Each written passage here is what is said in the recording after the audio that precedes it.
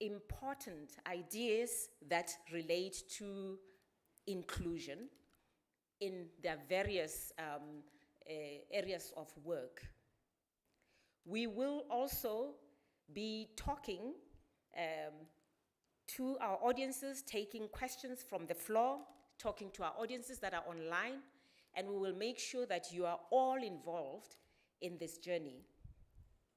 And I think later on I'll be making announcements, 2 announcements at least, one relating to how the Motsepe Foundation sees this inclusion through an announcement of our economic inclusion barometer, something that we will be doing every year, focusing on this economic inclusion barometer, and this will bring energy and commitment to tracking inclusion.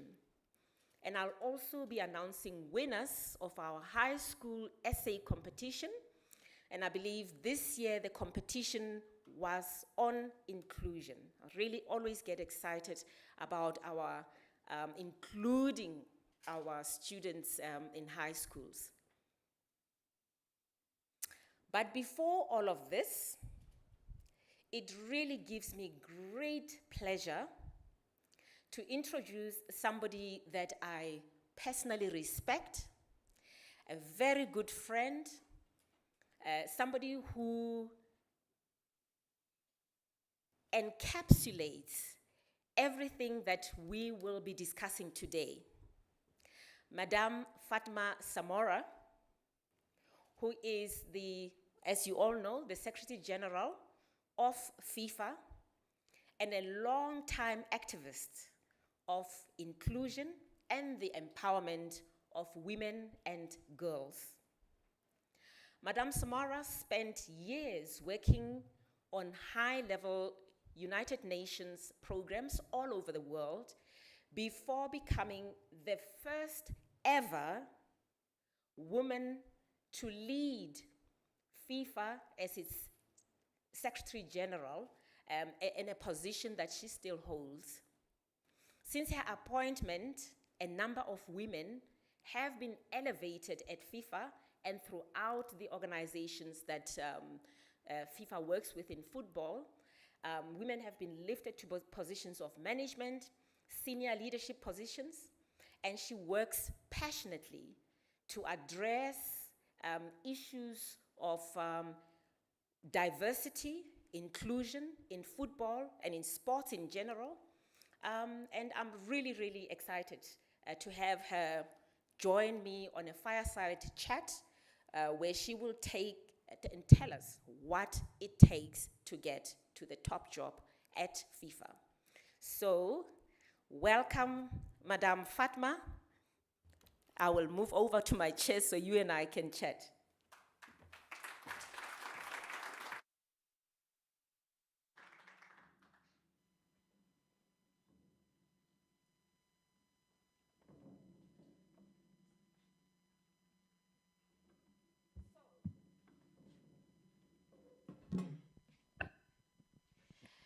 So, Fatma, Madam Fatma, can you tell me where in the world you're joining us from today? Because you never ever stay in one place.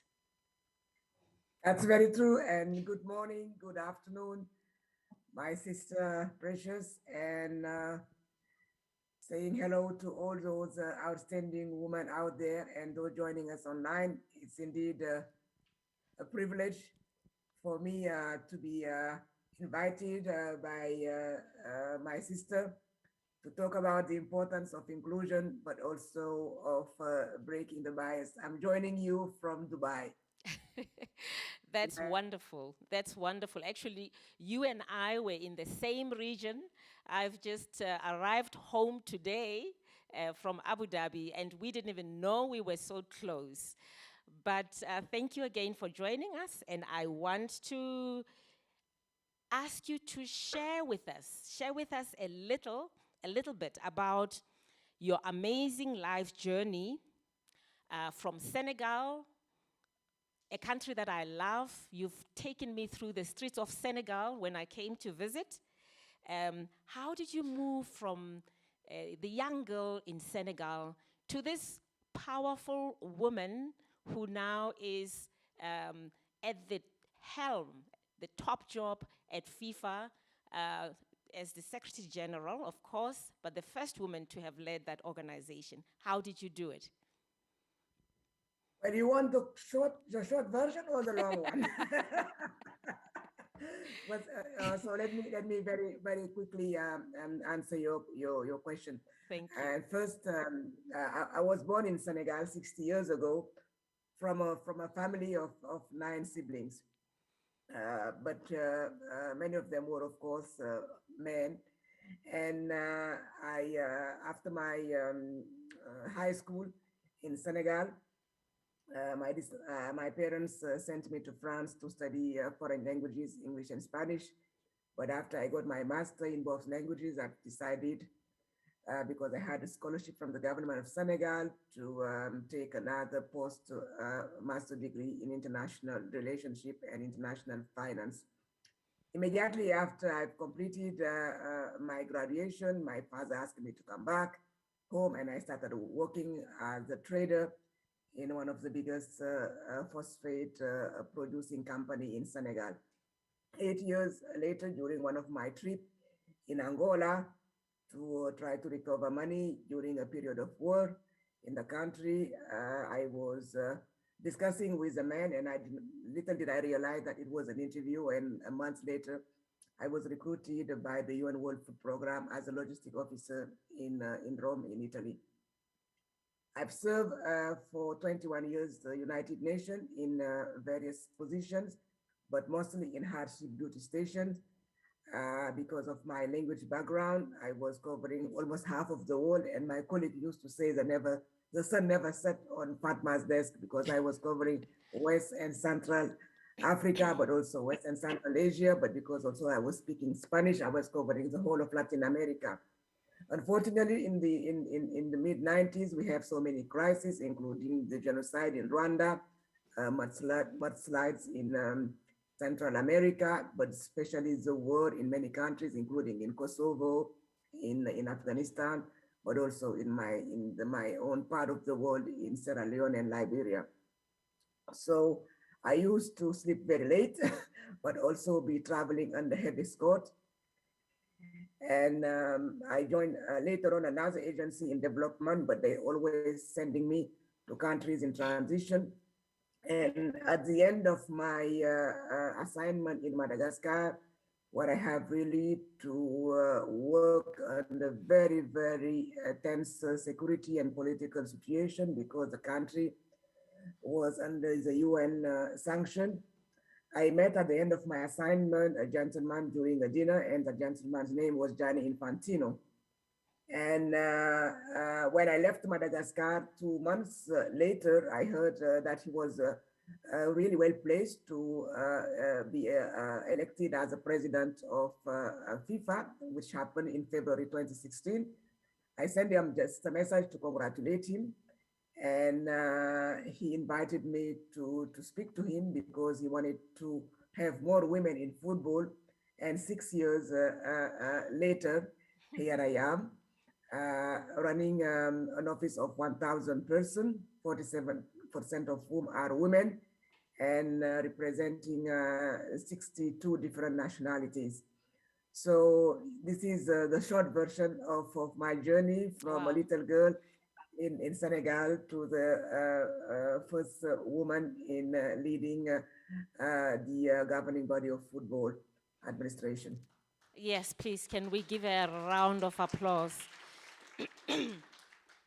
What an incredible journey. I guess Fatma showed me the primary school that she went to in Senegal. And I can imagine when you were a little girl running around on the fields, you could never have imagined that your life trajectory would be where it is today. Not even in my dreams. I'm going to be FIFA Secretary General as a young 8-year-old. Well done, Fatma. Now, can you tell me, and I'm so happy that you touched on your UN years, where during that period, there were wars in Rwanda, the genocide in Rwanda, and I'm so happy that we also have the Minister of ICT from Rwanda, Minister Paula Ingabire. She's going to be on a panel with us later on. In your experience, how has crises such as war, how have they impacted women? How have you seen, the impact on women, just in general? Well, first, because I was working for more than 14 years out of the 21 with the UN World Food Program. As you know, Precious, we always serve in hardship duty station in countries where nobody would like to stay because of the condition. And I always, when I see women in Africa at that time, they were all the one bearing the burden of the family. And when they wanted, for example, on the 8th of March, to see beautiful pictures of women smiling in Africa because they received a bag of rice or a can of vegetable oil, I used to be very upset. Yeah. Because they were never happy with the pictures. And because for the Western world, giving food to somebody would make him happy. And I would say, no, receiving charity does not really dignify anybody. And the women in Africa, they want their dignity to be recognized.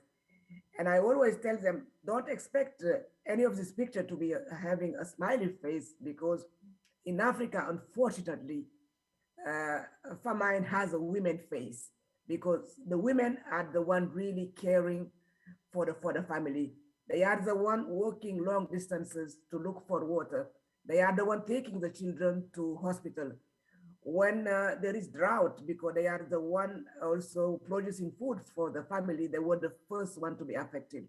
And even in some countries like in DRC, and we are still witnessing the situation, when there is a crisis, the women are double victims, victim of the war, victims of deprivation, but also victims of the sexual abuses. So war and crisis situation had more impact in women in Africa than in any other continent, because of all the responsibility that they bear as a mother, as a sister, but also as a big person having a huge responsibility in the community. Yeah. When I was in Rwanda, and I'm also really very happy to be in this panel with the Minister Ngabire. This is where really I realized also the power of football. Just after the genocide, the first time that the youth from the two communities came together to really talk about how to restore peace and cohesion in countries that was torn by genocide was around the football pitch that the UNDP was building with the local community. And the same also applies when I was in Liberia. The only moment where the young child soldiers would accept to lay down their weapons, it was when it was raining and when football was being played in the streets of Liberia. And there again, women would not be seen in the street playing. They were always in the backyard, making sure that at least the baby that they were bearing or the young children that they were looking after had something to eat in the evening. I know that men are concerned when the life of their families are endangered, but the level of responsibility on the shoulders of women in Africa, but not only in Africa, but because I also. Thank you so much, because Fatma. When the Taliban came into power, they prevent them from working, and a huge also income from the part of the family was lost because of those women not being authorized to work and to earn money for their children and their families. Thank you, Fatma. You have such a wealth of experience, very, very global perspective on inclusion. And I think everybody in the audience I can see are moved by your experiences on the ground with countries that were, experiencing crises. But What does inclusion mean in real terms for you in the world of football? Very simply, it means more presence in the boardrooms, around the boardroom tables, but also in the offices and on the pitch. And I should also would like to tell the audience, Precious, that my appointment should not be considered as an isolated, let's say, decision. Since I was appointed 6 years ago, we have seen that in the global sporting world, but especially in football, inclusivity and gender parity has become the norm rather than the exception. I think before Gianni Infantino was elected as the FIFA president, you could hardly see diversity in the corridors and in the offices of FIFA. And as I say at the beginning of my introduction, today we had people from 60 different countries, and we have 47% women in FIFA. We have three women sitting at the board of directors against zero before 2016. We have today 8 women who are leading member associations around the world. And I think the last one was appointed last week by Norwegian. So we have the British, the English Football Association since the 1st of January, having also a woman as a CEO. And also among our committee members, we have 44 women also members of the committee. Before 2016, it was really normal to see that no women were present in some technical bodies, like in the stakeholders committees or in the judicial bodies. But today, the trend helm of FIFA, a man who's a father of 4 girls. So he has a big responsibility on his shoulder, because I'm sure every time that Johnny goes back home, we have to tell her, his daughters and his wife, what he did to advance the women agenda. And because he's so committed into injecting more diversity, but also in himself also walking the talk, he always makes sure that priority is also given to women's football. And the way he showed it is that he wants every single member association, and FIFA has 211 member association, is represented at the decision-making body by a woman, or at least has a woman within the board members. And to take it even further, under the FIFA reforms of February 2016, each of the 6 confederations has to appoint 1 member represented at the FIFA Council.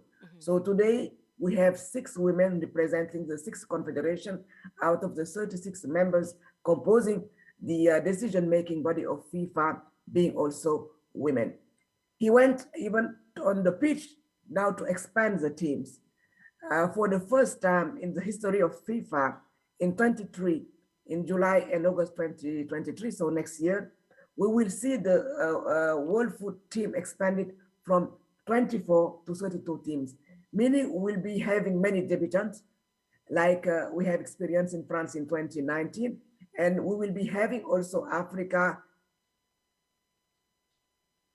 the possibilities through the playoff phases to qualify 6 teams, meaning more possibility of African women also to be competing with the best team in the world.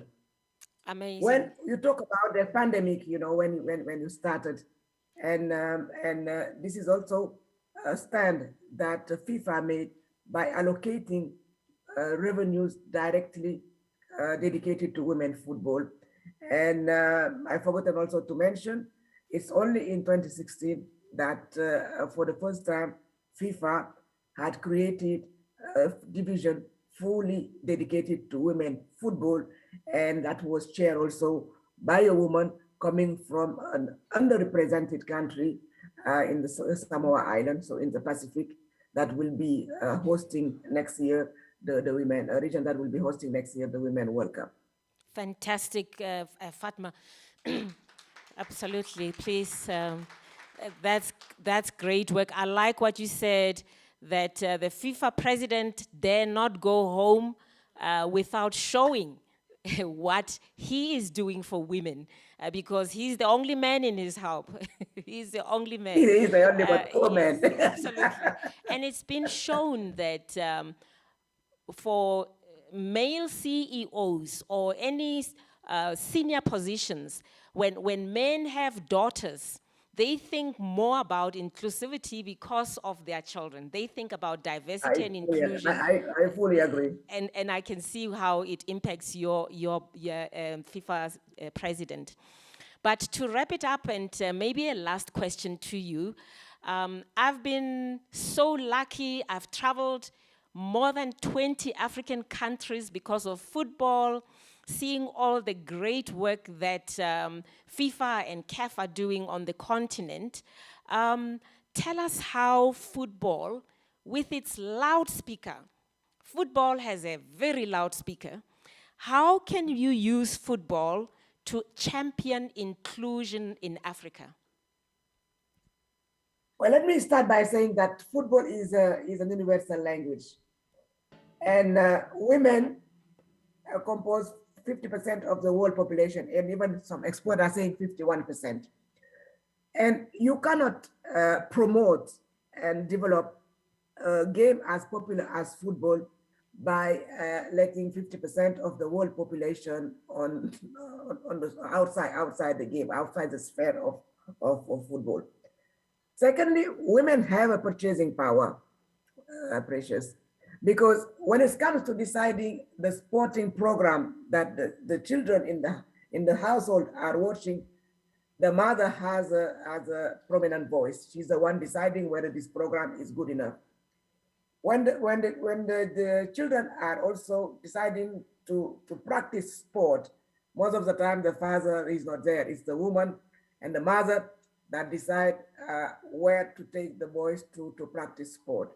And of course, when it's come to buying the jersey of the players, or even to buy sportswear, the mother is the one that is taking the decision. So it's critical also for people to understand the special power that lay within the hand of women. But when you have also boys and girls playing together, you don't see any gender difference because they have to go by the same rules. And a few weeks ago, well, in fact, 10 days ago, we completed the first school championship in Africa that saw 7 teams from Morocco to Senegal to Benin to South Africa, your own country, to DR Congo, and to which one was the last one? And Ethiopia competing for the first championship that is, by the way, an initiative of the African Football Confederation. And girls meeting together for the first time in a country did not have any issues about gender. All of them had one idea in mind. It's lifting that most coveted trophy for the first time.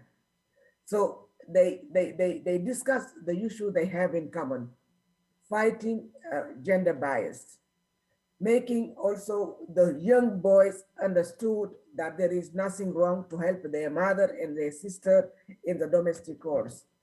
And there is nothing wrong in seeing a girl wearing her boots and playing football, and even sometimes being better. And we've seen it with the American women team. They lifted the Women's World Cup 4 times, but I haven't heard any of the American men's team lifting the FIFA World Cup trophy. So it also provides a self-esteem. When a woman is educated and practice football, she has no problem in confronting boys, even when it is outside the pitch.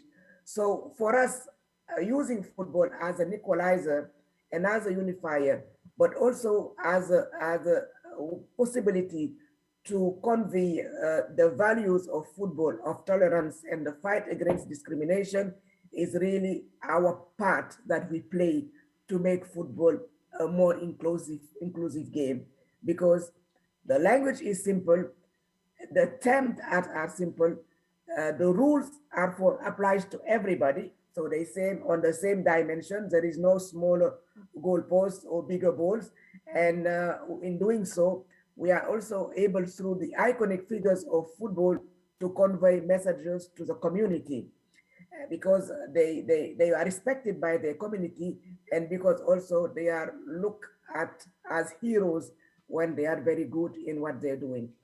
And one day, I think we will, our ambition, just to show how exclusive football is to stop talking about men's football and women's football, but just to talk about football.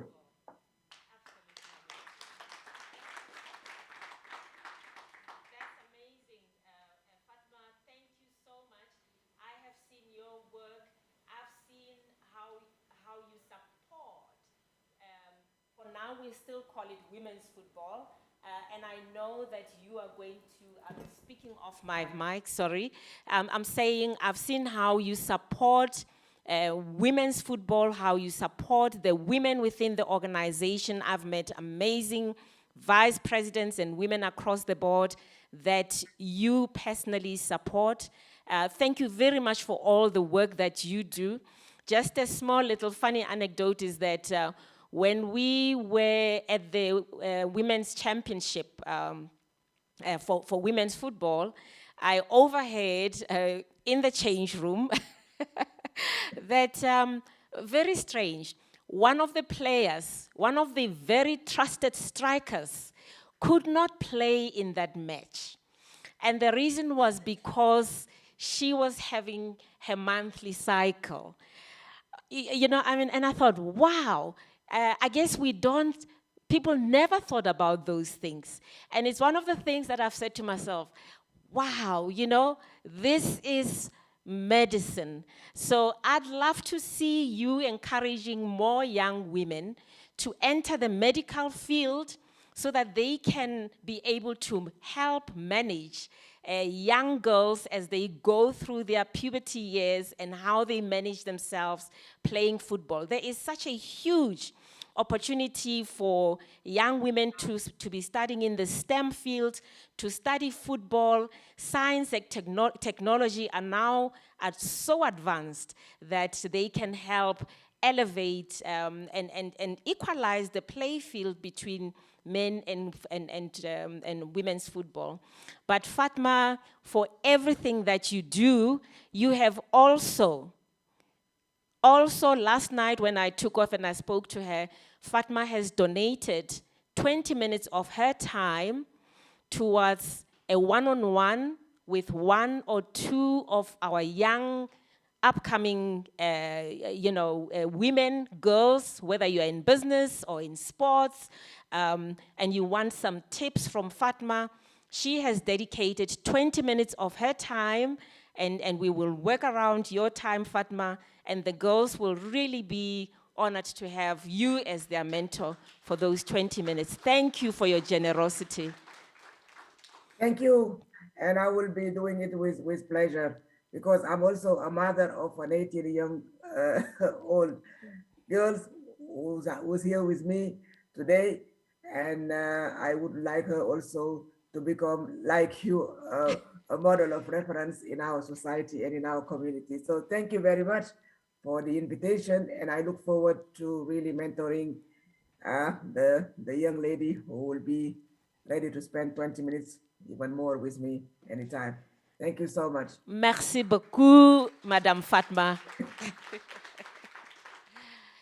Ladies and gentlemen, that was a fireside chat with Madame Fatma, who always finds time to talk to us. It's really incredible. I'm going to now hand over to the head of our research unit, Len Fervey, who will be facilitating a panel discussion. And on stage, Len, would you like to please come over? And I will then go and really enjoy the discussion and the conversation. And thank you to every one of our panel members who have volunteered their time to be here with us today. Len, over to you.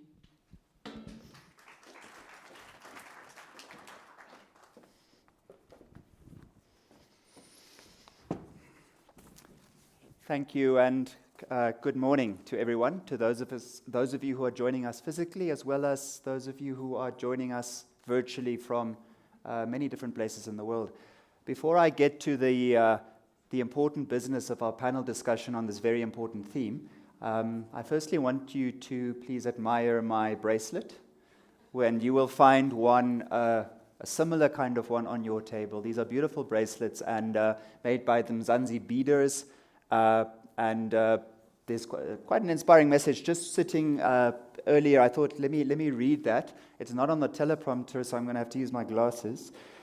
This bracelet is a daring reminder to invite color into your life, to be distinct and mindful of our choice to slow down, heal, and express joy in our differences, which I think is particularly relevant for us here today.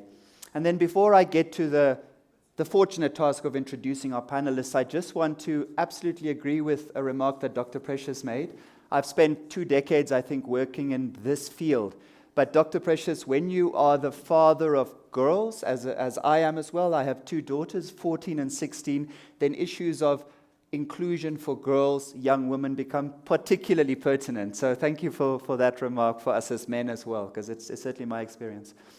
So without further ado, I have the fortunate task of introducing our 4 panelists. And I'm going to begin with our online participants, and then I'm going to introduce our 2 panelists who will be joining me physically as well.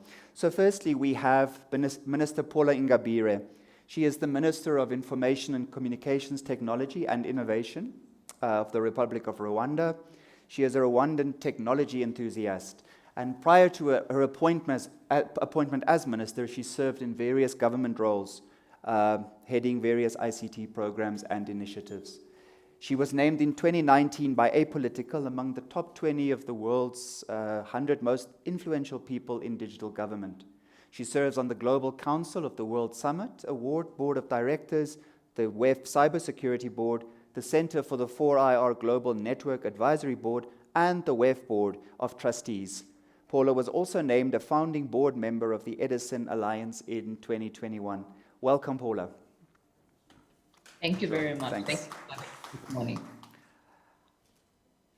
I'd like to introduce our second panelist as well, and I want to just also share with you the fact that our second panelist, who's Dr. Emily Church, that it is in fact, I think, 2 o'clock in the morning where she is. So a heroic commitment to join us today. So, thank you, Emily. Dr. Emily Church is a senior director of the Milken Institute Center for Strategic Philanthropy and is very intimately involved with the Milken Motsepe Prize. And Emily, I think you will speak to that probably at some point. She specializes in entrepreneurship, tech for good, and prize competitions. Before that, she spent over a decade in academia, where as a college professor, she was a scholar of African history, global development, and human rights. Dr. Church then joined the X Prize Foundation and served as executive director of the Human Equity Domain. She served on the Organization for Economic Cooperation and Development Senior Advisory Group for Blended Finance and the Advisory Board for CompTIA's Center for Technology and Workforce Solutions. Welcome, Emily. And thank you. Thank you. So pleased to be here. All right, and then I would like to invite our first panelist who is physically here, and you are welcome to come to the stage when I say your name. So I'm very happy to introduce Ms. Mamelo Matikinta Ngwenya, and you can join us. And you are free to correct my pronunciation. I hope I did it justice this time, Mamelo. Mamelo is chief economist of one of South Africa's largest banks, First National Bank. She plays a critical role in providing macroeconomic insight to FNB, as well as the broader Rand or First Rand Group clients. Prior to joining FNB, she worked as a macroeconomic analyst for the RMB Global Markets Research Team, and she began her career at the Bureau for Economic Research at Stellenbosch, one of South Africa's respected economic research institutions. I can vouch for that. I'm also a graduate of that university. So, you'll have to judge. But welcome, Mamelo, and thank you for joining us. And then our final panelist, who's also joining us physically here in Johannesburg, Ms. Lindiwe Masibuko, public leader, writer, academic fellow. Lindiwe was the first black woman in South African history to be elected leader of the opposition in parliament. She is the co-founder and CEO of Future Elect, which is an apolitical academy, a non-partisan movement to diversify public sector leadership around the world. She has served as a fellow of the Institute of Politics at Harvard University and of the Stellenbosch Institute for Advanced Study in South Africa, and she currently serves on various boards and bodies, in addition to writing a weekly column in South Africa's leading national newspaper, the Sunday Times. Welcome, Lindiwe. All right. Before we get into the panel discussion, I just want to alert you that we are also taking questions, and there is a mechanism for doing that. And so if you have questions that you want to feed through to us, please send that through via Slido. So that's SLI_DO. And the hashtag for today's event is hashtag 080822. I'm going to repeat that, 080822. So that's to submit questions. We will accommodate what we can given our time, but I think it is important that if we can get some questions from you for our panelists as well. All right. I'm going to go straight into our discussion then. And Mamelo, the first question I'm going to address to you. Why have these last 2 years impacted women so heavily? Dr. Precious has commented a bit about this burden of impact that has not fallen proportionately. And what does this reveal about the differences in circumstances of women compared to men in many countries? Sure.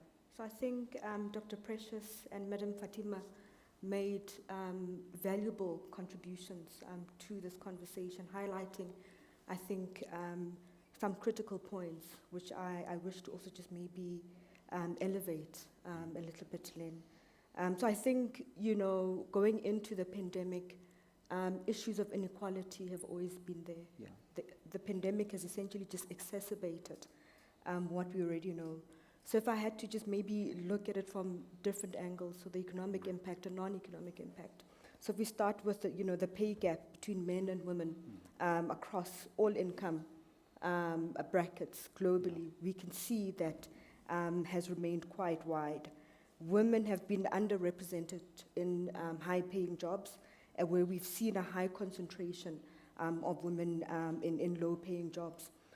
We've seen, we know that globally women are not involved in the decision about how they spend their money, even when they are employed. They have less influence around household finances. I think, economic inequalities have also showed themselves in asset ownership. That's quite critical. And the access to borrowed capital, because ultimately that impacts their ability to participate as an entrepreneur in the market, widening that gender pay gap even further. So I think if we look at the restrictions that were imposed at the beginning of the pandemic, were they needed? Definitely. But did they have an uneven impact on men and women? Definitely, because we find most women are working in the services sector, in the informal sector. And as highlighted, I think quite at length at the beginning of this conversation, women have had to bear the brunt of this pandemic. And I think if we move away from the economic impact, we've seen that access to sexual and reproductive health has also been impacted by the pandemic. We've seen an unintended increase in pregnancies. We saw one of our ministers actually report it in one of the publications locally. We've seen children in the globe or on the continent being married off quite early. The issue around education was also touched on. I think Dr. Precious at the beginning highlighted that 11 million girls may never return to school. Violence against women, more specifically in our country, increased quite significantly because the unintended consequence of lockdowns meant that women had to share shelter with these men that are perpetrators. And I think the burden of unpaid care fell mainly on women, and I think Dr. Fatima spoke about it quite well. I mean, there's been numerous reports that speak about burnout of women relative to men, and the care that working mothers have had to give, not only to the immediate family, but extended family as well. So I think, you know, what we can learn around this pandemic and things that we can, I think, be intentional about implementing to ensure that we try to close this gap a little bit faster. It was noted at the beginning that it's going to take years to close it. We really need to start thinking about flexible working hours for women and better pay. We need to just apply our minds around, you know, I think broader provision of social service and creating social policy, and I think this is quite critical, that assists vulnerable women and families. I think we need to be deliberate about how we invest in women and small businesses. And I think, you know, also quite important, we need to change the norms around gender roles in the household economy. So I think I'll leave it there as a beginning intro. Thank you very much for, I think you've raised a number of issues which I think we are going to explore. Emily, I'd like to pull you in at this point with the question, are there countries that got it right for women, that managed to show gendered resilience, if we can call it that? And is there anything we can learn from those countries? Thank you. Thanks so much, Len, and thanks everyone. It's really such a pleasure to be here. As Len pointed out, it's 3:30 in the morning here in Washington, D.C., but we all know that working for gender equality requires round-the-clock, cross-sector, cross-border work. We're all in this together to have this resilience that we need in order to move forward. So for sure, we know that there are real setbacks that happen, particularly during the COVID-19 lockdowns, that we lost an estimated 36 years of gendered progress when we're looking about how do we get to gender parity. In the first 1 year, really those setbacks were global. But we know that these setbacks, and we heard Mamelo talk about this in terms of jobs lost, in terms of increase in gender-based violence, particularly in the home, increased domestic requirements or burdens that were on women globally. This is true. But we also know that women in low and middle income countries felt this disproportionately. With all of this, there still remains incredible opportunity. We have seen resilience over and over again. A few things I want to point out, since I'm sitting here on a panel in South Africa and have women representing the great countries of Rwanda and Senegal. These are role models for the world in terms of women being represented in power, particularly in governments, getting towards gender equity in parliamentary systems. Certainly also we know throughout Africa in the private sector, women are really on boards in higher numbers than we see in other parts of the world. So we see again and again, when you have women having opportunity to be decision makers, to be leaders, how that is something that can open doors for women and girls and also create more economic opportunity across the board for everyone, for the boys and men in our lives as well. So there is an estimated $12 trillion that can come into the global economy when we invest in gender equality. So one of the things that's so important as we are rebuilding out of the pandemic is to make sure that gender equality is at the forefront for governments, for private sectors. And one of the things you mentioned, Len, also the work we're doing on the Milk and Motsepe Prize. So we at the Milk and Institute have partnered with the Motsepe Foundation for the Milk and Motsepe Innovation Prize program. We launched this in the middle of the pandemic, not sure, who was going to respond. And we now have over 3,300 people from 105 countries who have jumped on, joined together to say, we want to see how we can harness the power of technology to really help solve some of these major problems that we're seeing. That sort of resilience globally, people finding opportunities, creating new businesses, having access to new training and skills. We're seeing people trying to restructure to get more loans for women-led businesses for places around the world. These are just some small examples of resilience that we see in the midst of, for sure, crises that we have all been feeling over these last 2 years. Thank you very much, Emily. So I want to take one aspect of your remarks and just open it to any of the other panelists, which is that we need, so to speak, more of a transfer of power as well. It's not just about policies. Of course, we need policies, we need resources, but we need women as decision makers, as leaders at that point as well for this to be effective. I hope that's a fair understanding of that part of your remarks, Emily. Is there anything that Lindiwe, Mamelo, or Paula that you would like to add to that?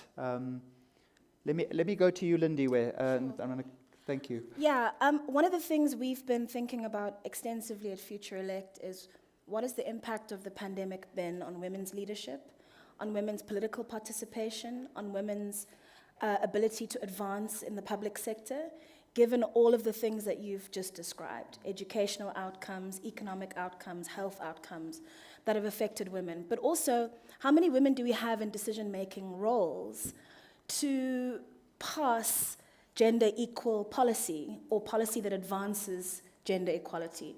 We all know that diversity adds to experience, it adds to quality, it adds to the bottom line, it improves the quality and the quantity of good policy that's passed by governments. So we've been thinking about some of the ways in which we can, through our programmatic work, bring more women into political leadership and make it normalize the idea of women going out and seeking power through elections, campaigning, fundraising, convening, leading, the same way that they do in their communities, the same way that they do in so-called informal spaces.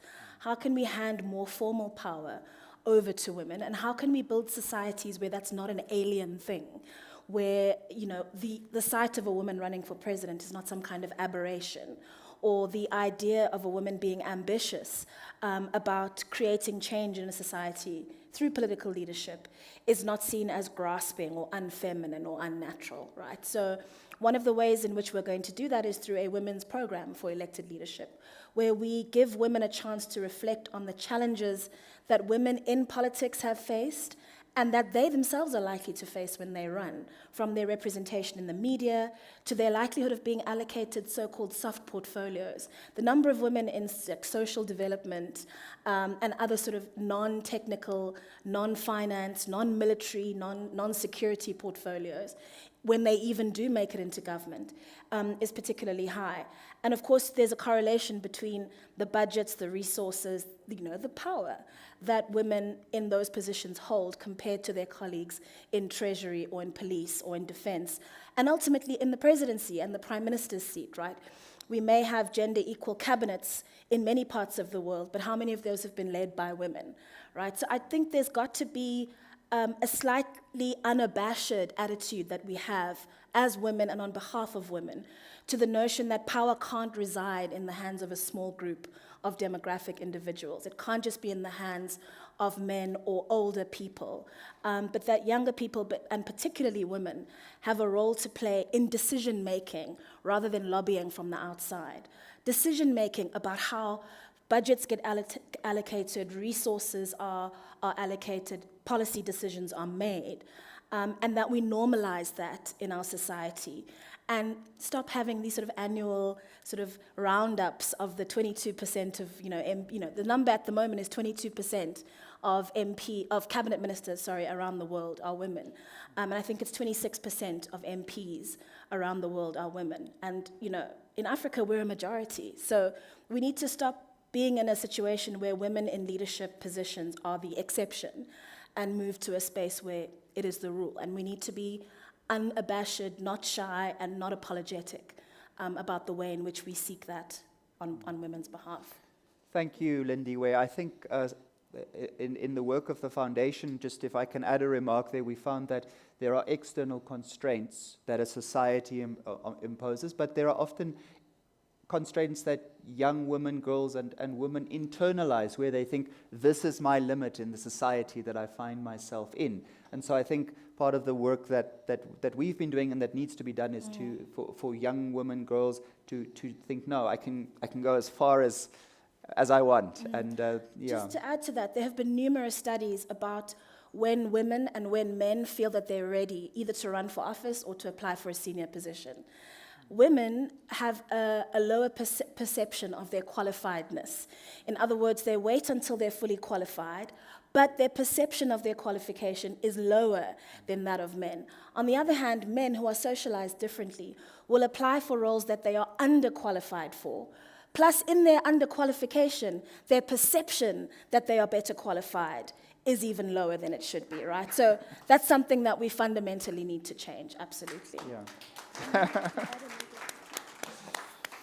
Marmelo, I'm going to give you an opportunity there. Yeah. Sure. So, I mean, and not to labor too much on this point, but I think even in the corporate sector, we need to be so deliberate in making sure that we identify young girls as they enter the working system. I think with my company, the company that I work for, you need to be deliberate about your recruitment process. You need to be deliberate about training young girls at the beginning of their careers. And you need to also be deliberate about mentorship.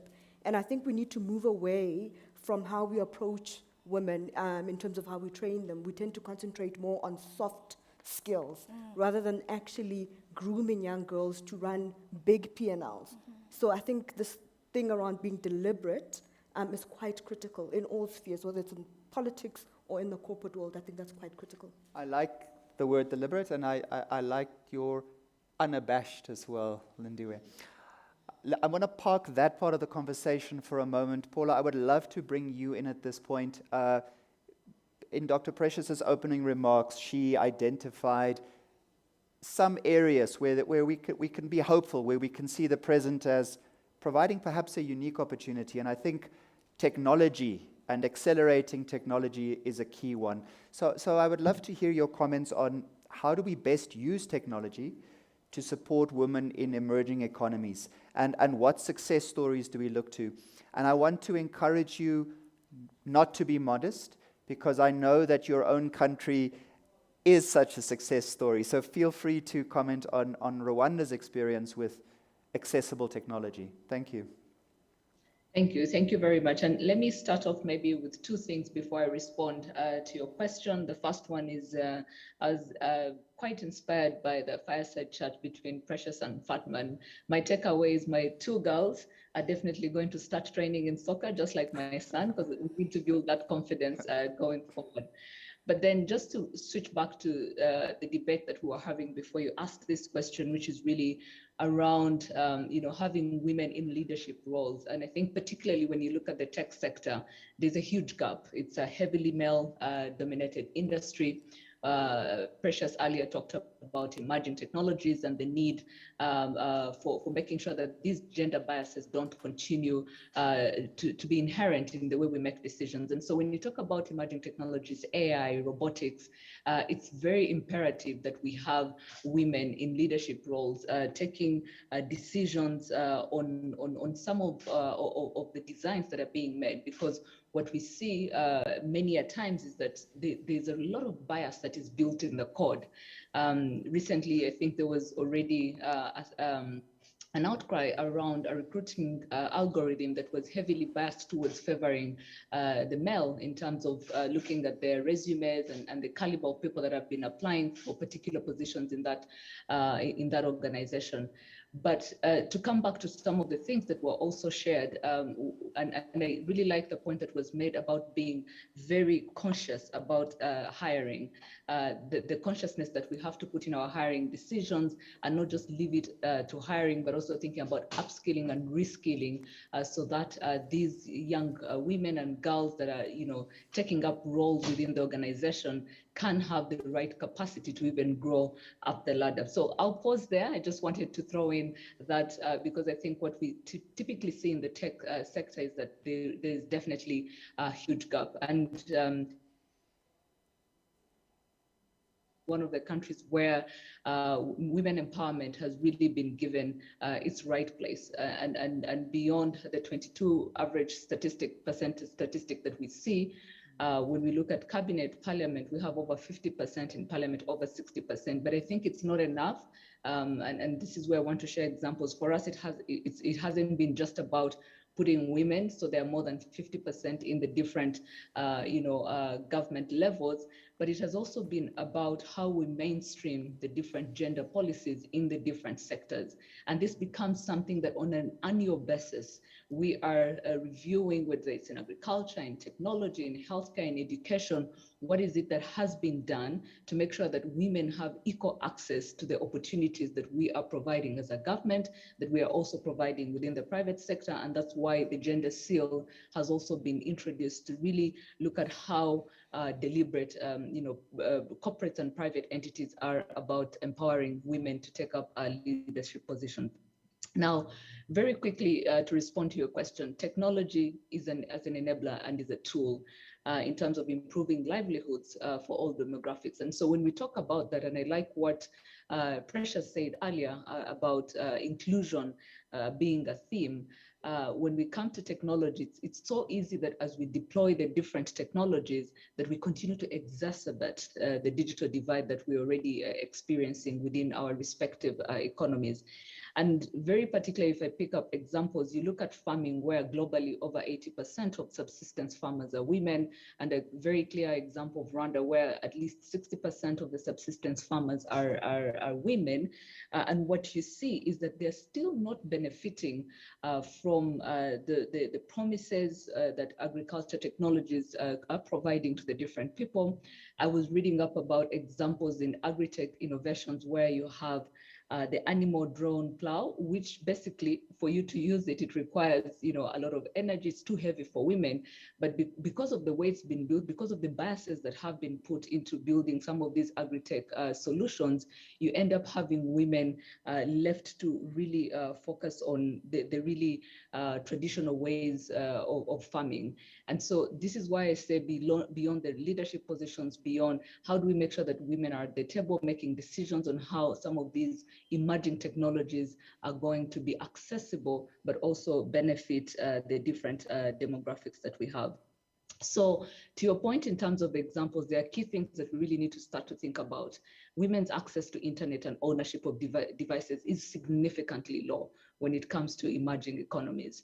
When we started a campaign called Connect Rwanda here in my country, which was really around creating awareness about the importance of owning a phone, but also using one, especially a smartphone, because as we continue to innovate, as we continue to go digital in different aspects of our lives, we also realize that the smartphone now has to become a basic tool. What you see when we track mobile penetration statistics globally, the majority, especially in emerging economies, own feature phones. And so that means they also have limited capabilities in terms of accessing the different opportunities and information that you could get online. And so when we started off, we really realized that there was a significant gap in terms of how many, and we were looking at a household level, talking about how out of the 2.7 million households in Rwanda that we have that don't have a smartphone, how many of them, how many of them have women that actually own smartphones. And it was really, the statistics were so glaring, about 20%. And so when you start to think about the fact that when women are economically empowered, the ripple effect of that on their children, on their society, and yet at the same time, they continue to remain behind in terms of access to these tools, even a basic tool like a smartphone, was really the reason why we even had to craft this and say, we're going to be deliberate about making sure we empower women to have access to these technologies. And so what we have today, because you have majority of male-led households, is also that deliberate effort to say, rather than focus on one smartphone per household, and then we still end up with this skewed statistics where the majority are going to be men, how do we then ensure that at least it's 2 smartphones per household? And then we look at all these economic opportunities we can unlock by the mere fact that women have the independence and are able to access these business opportunities and improve on their education. Thank you. Emily, so staying with the discussion of technology, and I'm just going to share a little example, personal example, so to speak. So I'm the less successful of 2 brothers. My younger brother actually is a pediatric pulmonologist. And he works here in Johannesburg in the public health sector. And he was talking about a project where he gets tapes from various African countries of children's lungs. You know, they're recorded in rural settings. He gets them, he interprets them. I think the partnership is with Johns Hopkins University in the States as well, who then send a diagnosis that is something simple that can be applied in a rural setting. When I heard that, I thought, whoa, this is potentially transformative. And it sounded to me like just an incredible example of how we use technology to link expertise. However, as a parent, in my own case, and I think there are many other parents, we know in these 2 years that online learning has potential, but it also comes with difficulties. It's not all easy, and we know that a lot of learners have struggled to get any learning in a country like South Africa because they haven't had the access. So how do we bridge the digital divide? How do we ensure that this amazing technology is a tool for inclusion and convergence, rather than something that just drives further divergence within countries, between countries? How do we get that right? Thank you for that question, Len. This is such an important one to think through. We've certainly talked quite a bit about the digital divide and what that means globally. As you point out, technology has an incredible opportunity on so many levels, whether this is in terms of health, access to finance, learning. There's so many things that we can do, even us being able to join from all these different countries and join you here in Johannesburg. There are a wealth of opportunities with technology. We live in an incredible age, the access to information that is out there. But the issue is it continues to be unequal in distribution. So we still know it's about a third of the world's population hasn't gotten online ever. So this is close to 4 billion people, the majority of whom, more than 95%, are in low-income countries. So this is creating a situation where we have increased opportunity, but not equally across the globe. So it's one of the most critical pieces that we need to look at. And when I say we, that is us globally, that is us, whether we're in the private sector, whether we are governments, to really figure out how to make sure that access to digital skills, access to online learning, banking, all of those things are available, particularly for our growing youth population. So this is going to be important for the jobs of the future. And as you pointed out, in terms of learning, many of us who are parents have struggled over the last couple of years to figure out how we keep our kids learning and engaged when schools closed.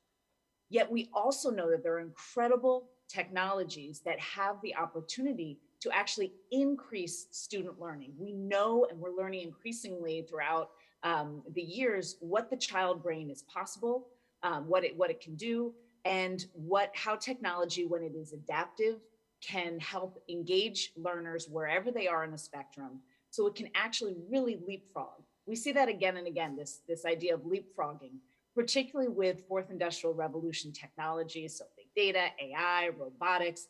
We have this opportunity, if people have the digital skills, if we can make sure this is globally distributed, to leapfrog, solve so many problems that are out there in the world, if it is used for good. Because this is about gender equality, of course, I want to reiterate what we were talking about earlier, what all the speakers today have talked about, how important it is to invest in women. So we know that this digital divide is true across genders and countries, but making sure that women have STEM education skills, these digital training, so that they can participate, create these new technologies around the world, is of a critical key importance when we move forward. And I loved what Linda Way was saying earlier about just being unabashed, women going forward and saying, we need to be here in leadership positions, but also behind the computers, at the tinkering tables, to create these technologies that are shaping every element of our lives. So for the women and girls who are out there, if we can encourage more women in STEM fields, for policymakers, if we can make sure that we're increasing the digital divide, we'll have an incredible opportunity to increase innovation, entrepreneurship, and use these amazing technological opportunities we have in this historical moment to create real change opportunity and increased equality moving forward. Thank you, Emily. I think, in fact, that Lindiwe said slightly unabashed. You have now changed it to unabashed, and I think we should go with that. So let's go with not the slightly, Lindiwe, just unabashed. Lindiwe, I want to talk about the difference between rhetoric and reality, and specifically when we talk about the role of larger companies in fostering and supporting diversity in leadership and management. Interestingly, the Edelman Trust barometer, I think the most recent results, one of the main messages was that people really want business to take a more social role. So there is this recognition that business is a key stakeholder. Large companies have a lot of influence. And we see a lot of commitment to diversity and inclusion. Is it sincere? Is it rhetoric? What are your feelings on that? I mean, I have a lot of feelings about it. But from a factual perspective, which is where I'll start my input, one of the things that has emerged recently in policymaking is this requirement that companies with employee numbers above 50 or above 200 have to report not only on their gender sort of labor division, but also on the pay gap. The UK is an example of a country where that's written into law. In South Africa, it's part of our employment equity legislation, although it's not as sharp a tool as it could be, given that it's not necessarily focused on gender.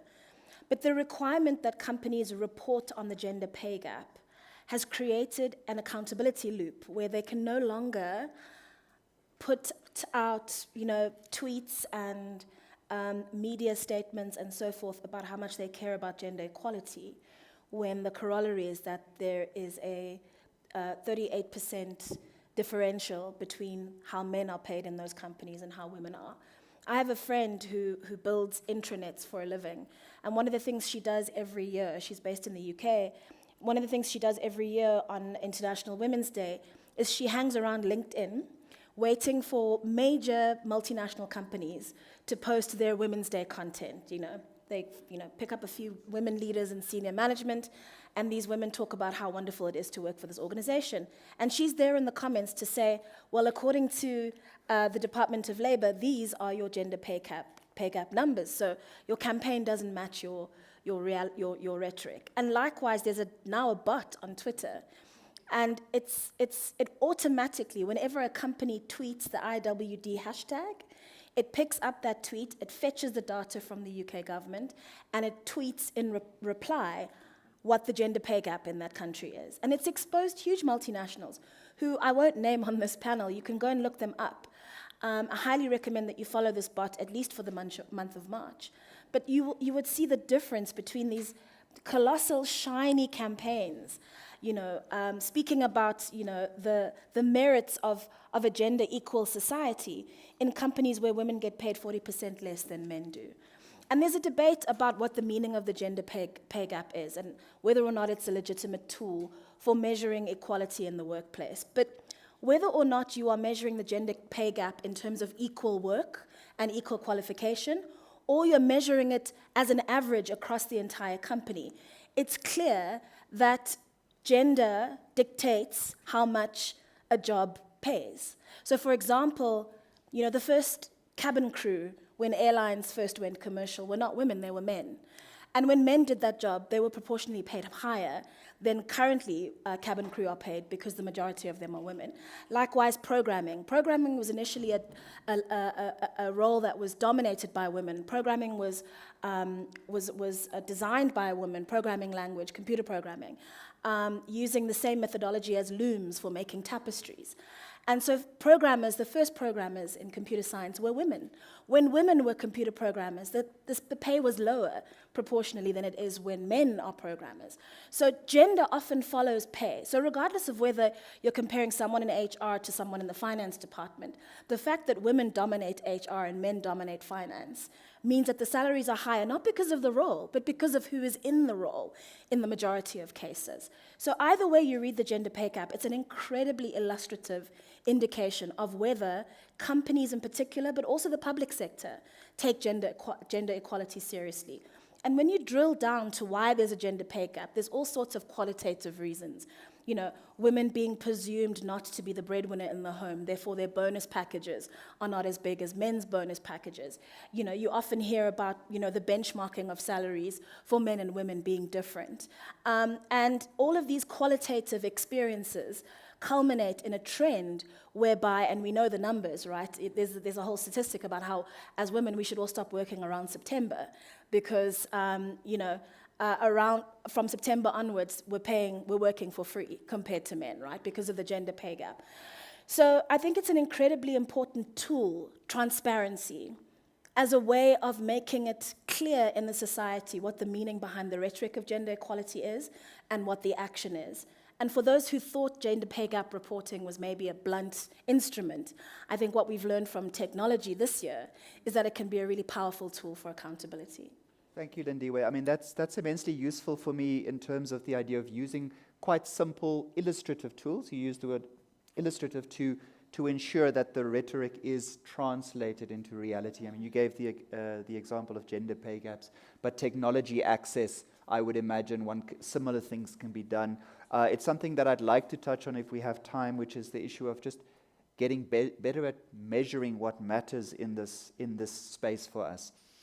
Before we get to that, I mean, we have quite a few very distinguished people here with us in Johannesburg, and I do want to take some of the issues that we have been grappling with and just get a very brief comment from you on this. So the first person I'd like to go to is Rose Molokwane, who is the founder and the national coordinator of the South African Federation of the Urban Poor, or FedUp.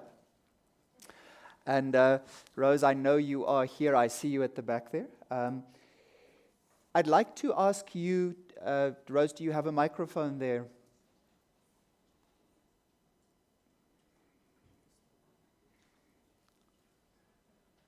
Great, thank you.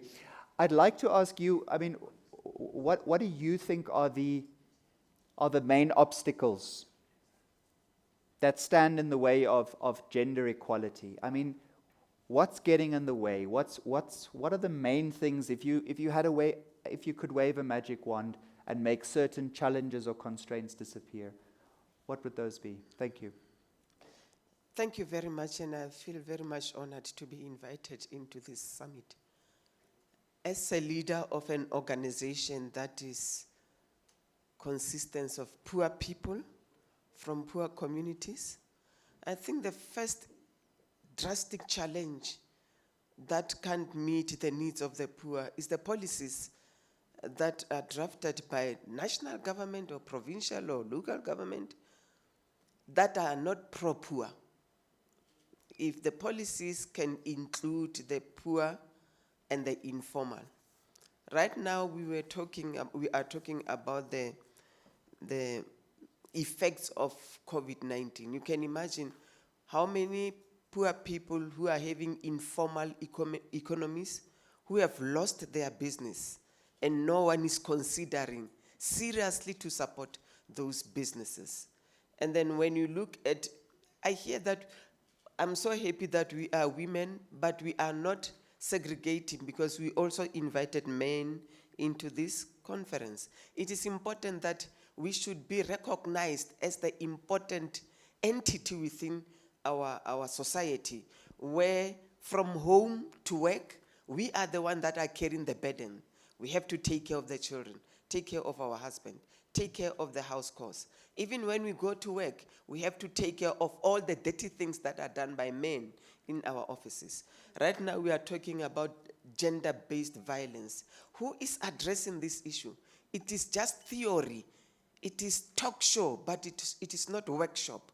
We are not being educated on how to deal with this gender-based violence, more especially at the informal sector, at the informal settlements. People are struggling, and there's a very, very big gap that is growing between the poor and the rich. The more the people are getting rich, the more other people are getting poor. How are we going to close that gap? It is very important that we work together. When we talk about inclusiveness, it is also talked within the new urban agenda that has come up from the UN Habitat, where they are saying development that is inclusive and then leaving no one behind. But when you look at the poor, they are mostly behind. They are not being included in decision making.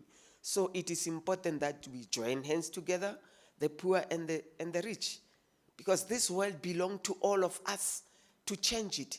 And officials, politicians can sit in their offices making laws, but who are the implementers? Who are the end receivers of these policies on the ground? Most of the people are the poor who are at the end result of the policies. So policies are so beautifully written, but they are like beautiful women standing on the corner, waiting for a man to come and propose love, and no man is crossing to say, I love you. Those are the policies. And then finally, we as the women, we are the makers of the law, practically, not theoretically, because women are well-organized men. W stand for well, O stand for organized, and the last three digits stand for men, well-organized men. We are the ones who are organizing these men because we brought them to us and we have to take care of them. Thank you very much. Thank you very much, Rose. Earlier this week, we had the Johannesburg Stock Exchange ringing the bell as well around the theme of inclusion, and Dr. Precious made some remarks there which I think echo what you're saying, which is about the need to move from concept to action. And I think there's a clear priority for us there. So I want to go, still drawing on the resources we have in the room, just touching on the issue of technology. We have two experts. Firstly, Lindiwe Matlala, who is the CEO of Africa Teen Geek, and we also have Charmaine Houvet, who is the Senior Director of Cisco. I was told by Charmaine that her surname is pronounced in the French way, so Houvet I hope is appropriate. So let's go to you first, Lindiwe, and feel free to pick up on either of the two technology questions which we've grappled with. The one being, how do we use technology to support women in emerging economies? Or the other one being, but what about the digital divide? How do we get that right? Thank you, Lindiwe. No, good morning, and thank you for having me. I think when I was listening to the Minister of Rwanda, one of the first things she mentioned most of the stuff that she mentioned was to talk about the lack of access to devices, specifically for women. And in my experience, having working in the Department of Basic Education and working with kids, I know that having a device doesn't necessarily mean it's actually going to be used. And in South Africa, for example, we have one of the highest, cell phone penetration. But what is it used for?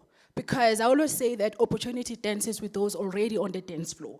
People don't know. So I can have a smartphone, the best smartphone, but if I don't know how to use it, and I only use it for WhatsApp, for Facebook, there could be a lot of opportunities that I am missing because I don't know about them. I don't know where to find them.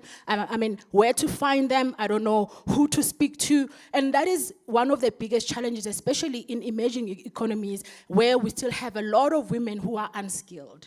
And so Emma spoke about the importance of skilling and reskilling, but especially when you talk into agri-tech, for example, subsistence farming. I come from Mpumalanga. There's a lot of women. If you go to Nelspruit, you'll find them sitting on the side with, selling bananas, orange. I actually go there all the time because they're cheap. I don't know if you've ever buy avocado at Woolworths. It's like, I don't know what's in it, but it's just too expensive because I'm used to buying it at home, where for 15 rands I can get an avocado. I go to Woolworths for one, I get 70, so I'm still stingy. So from that perspective, I think, but with that, if you think about these women are sitting there in the sun, they can come together and use technology to make sure that, what they are selling is accessible to a lot of people who are like me, who don't want to pay 70 rands for avocado because we come from a place where almost every household in game has an avocado tree. So But then they don't know. They have their cell phones. They use that maybe to get their e-wallets or whatever, or to call their kids or WhatsApp.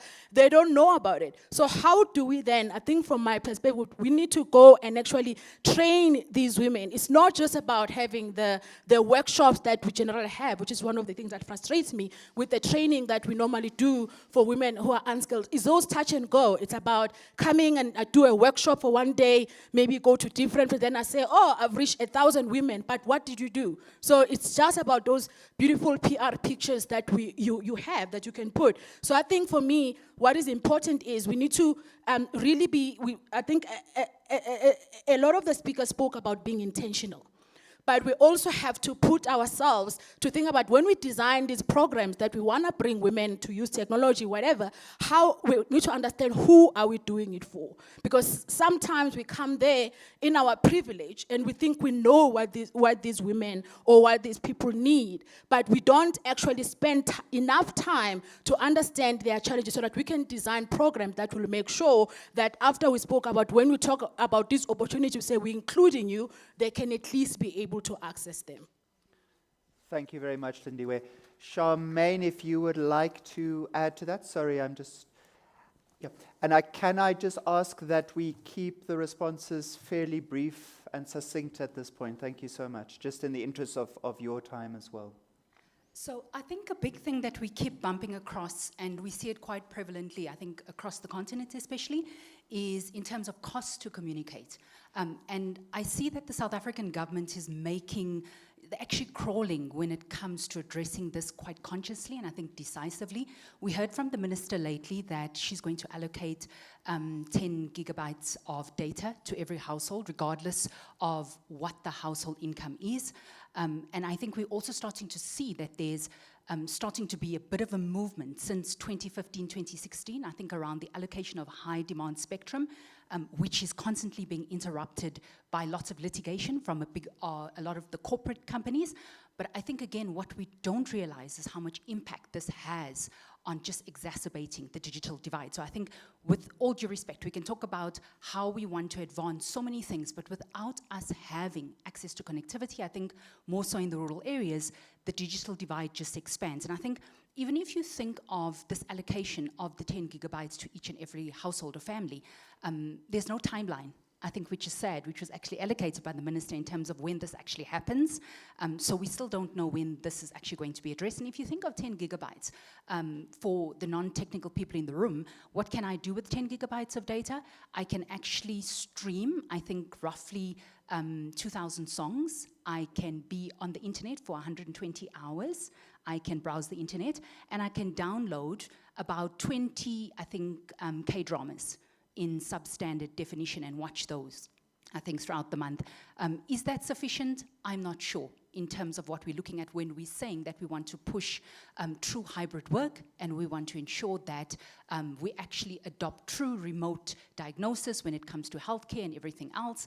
And when we actually talk about digital learning, I'm not sure if these can really come together unless we have the true, I think, political will that comes from governments to start to ensure that we just roll out this high demand spectrum and start to allocate it. It's that simple, really. Thank you, Charmaine.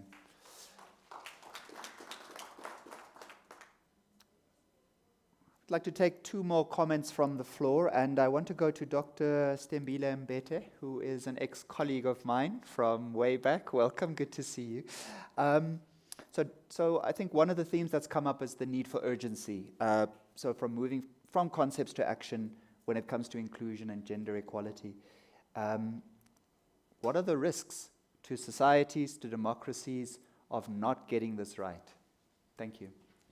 Thanks so much, Len. It's great to see you, and thank you for having me here. I think that the major risk of not including over 50% of your population in governance, in business, in the economy, is that you risk falling behind other countries that are actually using all of the resources that they have effectively. One of the things that strikes me about the exclusion of women in governance, in economic, in the economy of a country, is how wasteful it is. there is so many resources that you then are just marginalizing, that you can't harness to solve the problems that your country faces. And so the first thing for me is just the waste of not doing so. But the second, that the countries that are going to be resilient, that are going to be effective as we move forward into quite an uncertain future with regards climate, with regards the actual sustainability of human life on the planet, are those that are going to be able to use their resources in an agile fashion. And women already in households, you know, if you want to use money well, give money to the head, to a woman who heads a household. And if we want to be able to effectively use all the resources that we have for the sustainability of human life into the future, we really are going to need to include women and girls more effectively into the way our countries run. Thank you. Thank you so much, Stembile. Thank you. Last but not least, Dr. Palile Khokhla. In the notes that I received, you are a member of the Global Entrepreneurship Network Africa. But for me, you will always be a former statistician general of South Africa. And I think it's important to reference that. And I think that I've always been struck by your passion for the link between statistics and development. And I've heard you on a number of occasions make the point that we need good statistics if we are to get good development, if we are to get good policies and good development. Should we therefore be doing more to measure inclusion well? Should we be focusing more energy of our statistical agencies on gender disaggregated data? Do we understand the nature of the problem of women's inclusion well enough statistically, in other words? Thank you. Over to you. No, thank you very much. I suppose as the only second man in the audience, I would have to have a proportionately good amount of time to go through the comments. Let me preface what I'm about to say by the experience I had when I got to the coffee bar. I asked for coffee, and the gentleman quickly prepared it for me. But before I could take it, I saw a lip print on the cup itself, and I said, well, who is the Cinderella who put her lips there? I have to get that Cinderella here. So it was a way of saying, man, it doesn't look like the cup you have given to me was actually cleaned. But I looked at the better side of it, which is it's a lip print of a Cinderella that I'll have to chase. But let me get to the business of the question. You can go and ask him, he knows. From a letter to a mobile phone, coming from Lesotho, where women are left behind to plow fields, to decide on when to plant and when to plow, but have to consult a husband who is on the mines, and they have to write a letter home to the mine, to a husband who is irrelevant, illiterate, who has to be, for whom the letter has to be interpreted, and then reply. And the decision when to plant or plow has to be made. And the rain doesn't take into account this communication. It rains and the decision has to be made. I think the mobile phone has increased the possibility of making decisions by those women in order to plant or to plow. Yet, at the same time, you see the technology from typewriter to mobile devices. When you look at the technology statistics, prior to introduction of mobile devices, you realize that typewriters were used by women. They were the most advanced in any office in the use of technology. But introduce mobile devices, whoops, the men have taken over. You take it from a stool to a scaffold. Women plaster their rondables and everything. Introduce a scaffold. The men are there. So in industry, in buildings, so the statistics actually reveal quite a lot in terms of discrimination.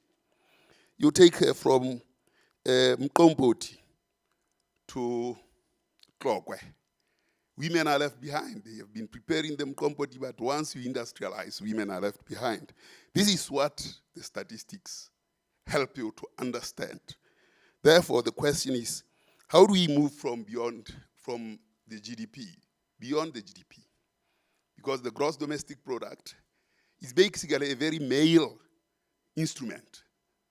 It doesn't include the unpaid labor and contribution of women. So one of the things that we are doing is to look beyond the GDP and include the unpaid labor of women, looking at their rights and the like. So what then are the preconditions for this? I mean, the technology is there. It's possible to do a lot of things.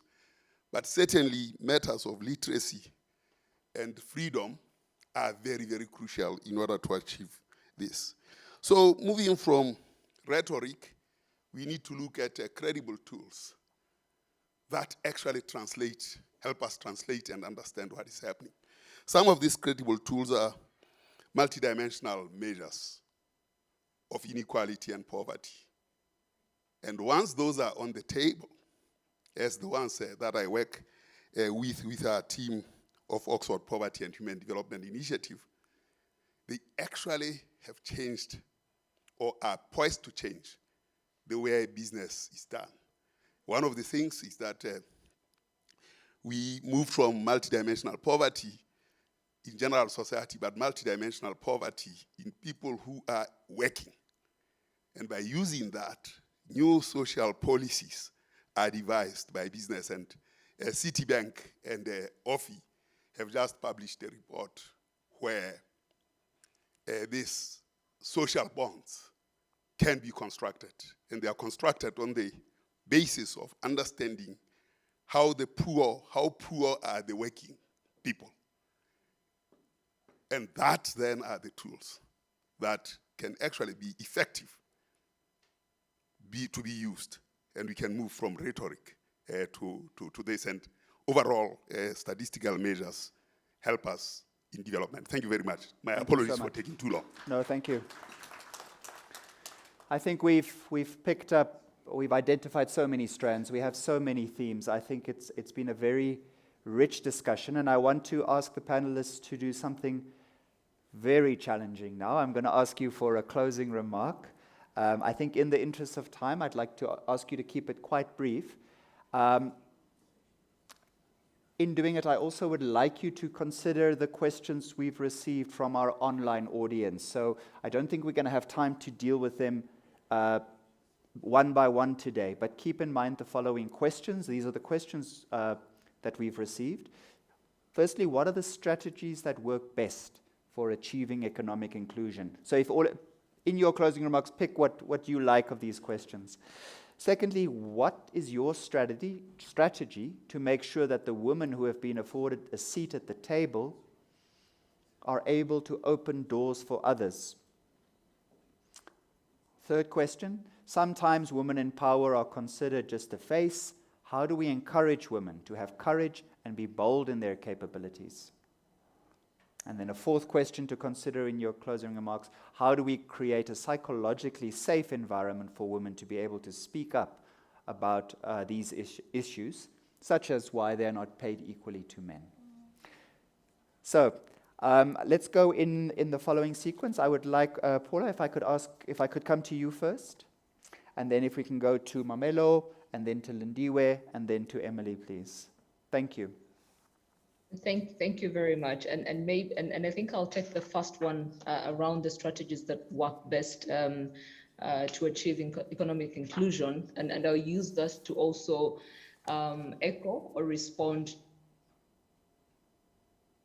audience, and maybe to also start off by saying when we emphasize devices, I think it's not a question of one thing or the other, but it's rather understanding what are some of those foundational things that need to be put in place.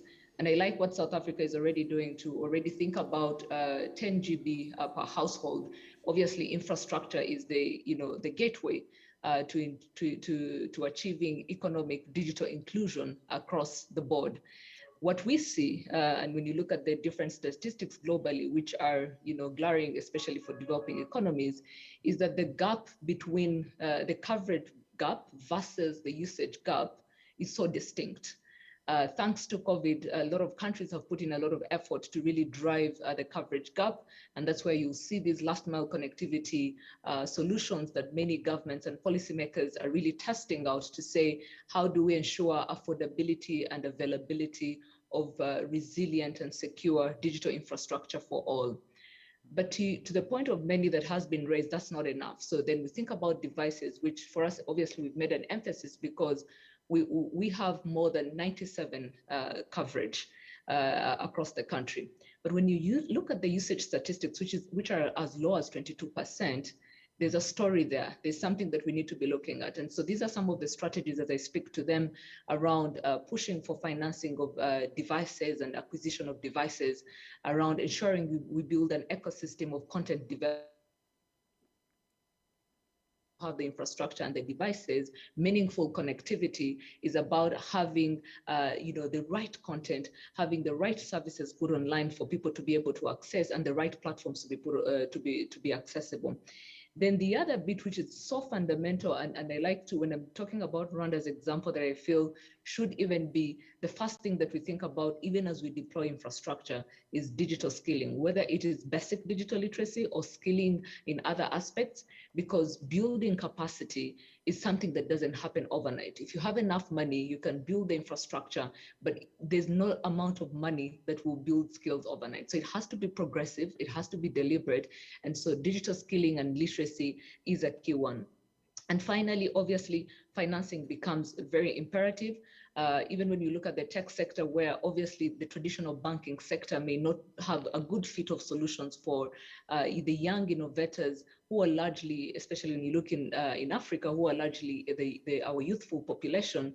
When they go to banks and financial institutions and they ask for collateral, they still live with their parents, and some also don't even have guardians or parents to support them.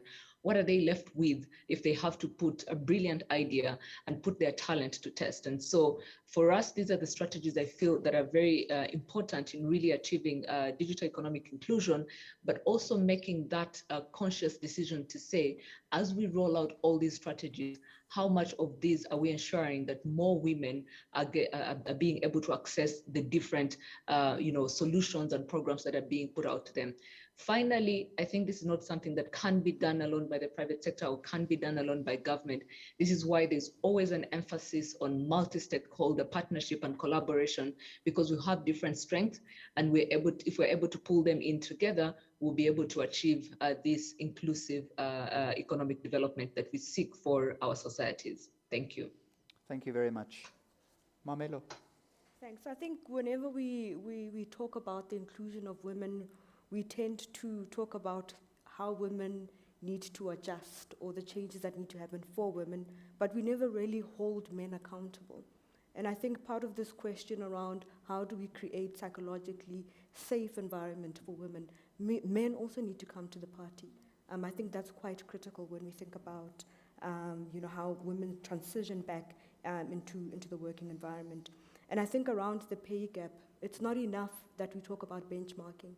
We need clear transparency around wage differences. And I think just in terms of broader inclusion, and I think a critical theme for me anyway that I've picked up that has been mentioned by a number of people on the panel and in the audience, is how do we think about our education policy? That's important because, as was mentioned, you can give someone a device, but if they're not educated to use it, is it useful?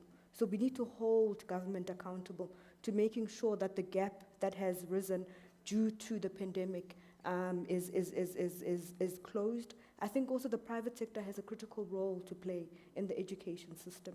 So I think policy around education is quite critical.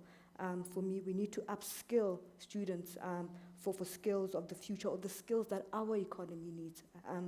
I think support for small, medium enterprises, more specifically businesses that are run by women needs to be put at the forefront. We need to think about how we reduce red tape and paying SMMEs on time if we want to support these industries that are run by women. And also I think from a banking sector, there's a responsibility for us to look at how we allocate capital to women-run businesses. And I think, there's a lesson to also be learned in terms of some of the initiatives that the government announced at the onset of the pandemic. They announced a guarantee scheme which didn't work. I think it's our responsibility to go back and investigate why it didn't work, and was it properly targeted? I'll leave it there. Thank you, Mamelo, sorry. Lindiwe, yes. I'm going to try and answer the first and the last question because I think they're connected. I think it's something we haven't spoken enough about today, and that's social norms. I think social norms are possibly the single biggest barrier to achieving inclusivity and gender parity and equality in our societies, but we don't have enough substantive conversations about what informs our social norms. In other words, where do these roles that we assume we're supposed to play come from? Who told the first story about how women are better carers than men? Who made the first illusion about the importance of women staying at home or being head office at home and men being head office in the workplace? And then what do we have in our society in the form of narrative, in the form of culture, in the form of social engagement that reinforces these narratives and makes it impossible for women and men to break out of them, these stereotypes?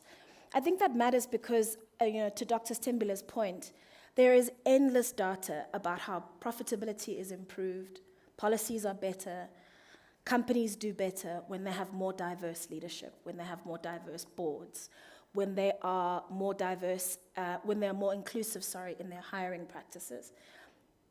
You would think that would be enough of an incentive to drive companies to change their behavior, but it doesn't. They actually act against their own best interest for the sake of reinforcing a gender norm, a social stereotype, which might benefit some people in other ways. I mean, I'm sure men are very comfortable not doing unpaid care work, all right? Women carry the disproportionate burden of unpaid care work. There are studies about how women have to carry the emotional burden of making sure the house runs effectively, right? So perhaps that advantage is seen as more important than the advantage of actually running companies that are profitable, that create jobs, that contribute to GDP, that add to the tax base, and that improve society as a whole. So I think we need to have a substantive discussion about what is broken about our social norms and what reinforces this division between men and women, this hierarchy between men and women. And then secondly, we need to start implementing laws. We need to start implementing laws, regulations, and incentives that force change. So one of my favorite laws that was passed in some Nordic countries recently was a law or an advertising standard that prevents advertisers from portraying girls in stereotypically domestic roles and from portraying boys in stereotypically active leadership roles. In other words, advertisers in these countries are not allowed to reinforce stereotypes. Now, you can go off on a diatribe about how their freedom of speech, their blah, blah, blah, but ultimately, when you ask and ask and ask and ask and people don't respond, it might make more sense to start to implement legislation that prevents, I think, what is a long chain of disenfranchisement of women that ultimately ends in things from domestic violence to lower pay to hypersexualization, to sexual violence, etc. So I think it's worthwhile. I think interventions that change the way the workplace looks, for example. I mean, who would have thought 5 years ago that working from home would be the norm? Yet working from home is a policy that could have changed many women's lives in the workplace. But it was never implemented in order to improve the ability of women to participate economically. It was implemented when men couldn't get to the office, right? That was what drove change. Now we've got major multinational companies giving up their office space in city centers in order to enable work from home policy. And suddenly men are at home, they're having to join in the online teaching, they change nappies, you're in the house, it's all waiting for you too, right? So these are structural changes that we can implement through legislation, regulation, and just plain leadership in our societies in order to change the norms around what it looks like to be an active participant in the economy, to be a political leader, to be more than what we are classified as, which ultimately is as unpaid caregivers. And speaking of unpaid care, let's put a price on it. Let's see how many men become interested in babysitting when it pays well, or how many elder care workers suddenly become, from different genders as a result of it being paid. The reason it's allocated to women is because it's unpaid labor. The reason the social norm is reinforced is because, well, you can get free labor out of women in addition to sending them off to work every day. Why not do that? So, to the former SG's point, let's quantify that labor. Let's stick a price on it, and let's see how that moves markets. So that's where I feel we can make these interventions, through big structural change that targets the problems at hand, through creating incentives for that change, that make it impossible for companies to ignore the fact, and for people in a society to ignore the fact that leaving the talents and the skills of women on the table is actually detrimental to society. Thank you, Lindiwe. Sure. I just want to indicate that Minister Ngabira had to leave, so she sends her greetings. I should have asked her just to say farewell, but she has left. And then I realized, Emily, I've been a little bit inconsiderate because I have asked you to make closing remarks last when there is still the potential for you to get some sleep as well. But thank you for waiting patiently, and so over to you for your closing remarks. Thank you. Of course, thank you so much. Hard to follow everything that Lindiwe just talked about, but I do want to piggyback on the comments about social norms. We've talked a lot about technology, we've talked about the importance of STEM. There's also the importance of storytelling, and these social norms are reinforced through things like, as you mentioned, advertising campaigns, the books that people read, all of the content that we consume, music, movies. So it's all really interrelated when we think about how we are going to truly change these systems and what we see as normal. So to make sure that our artists and our storytellers are included as important in this big digital future that we are building in the new economy, because it is going to affect every element of it. With that, also the conversations around money, really, whether that's individual pay, or about investment, is really critical and key. We know that women are still getting a tiny fraction of the capital investment that is possible, particularly women-founded companies, which we've heard again and again perform well, often outperform, and yet those initial investments need to come in.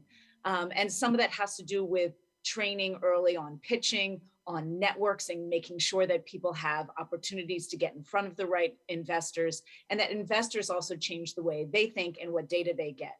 I really was moved also by one of the comments that we were talking from the audience about the poor, and really how all of these policies, are they going to affect the majority of people who are still struggling in the informal sector? So I think it's critical for governments to recognize the informal sector around the world as not only a major way that people are employed, but will continue to be moving forward. So in an increasingly digitized society, we need to make sure that people have access to identification so they can get government services, so that the informal sector is supported. And one of the great technologies I think we can lean more into, blockchain, provides so many opportunities to have access to finance. In order for people to be able to have access to all these things we're talking about, the technology, online, jobs, we need to start with people having access to capital, being empowered to have their own companies, to have services when they're in the informal sector. All of these things, when we think through inclusion, it's happening at all of these levels, again, across sector and across all sorts of borders. So we need to make sure that governments, private sector, we're all working together, and that we put gender equality first on the agenda. Thank you very much. From my side, a sincere thank you. Firstly, to our audience physically here, as well as all of you who have joined us online and virtually. And then a deep gratitude to our panelists who have come. So thank you, Mamela. Thank you, Mamelo. Thank you, Lindiwe. Thank you, Emily. Yeah, I think we can give them a hand. For sharing your experience and your expertise, and certainly giving me, but I think all of us, things to think about, things to concretize, things to translate into action. Thank you again. I would like to call Asanda, our MC, for the closing today. So from my side as well, thank you very much. I'm very glad that I could be part of this discussion today.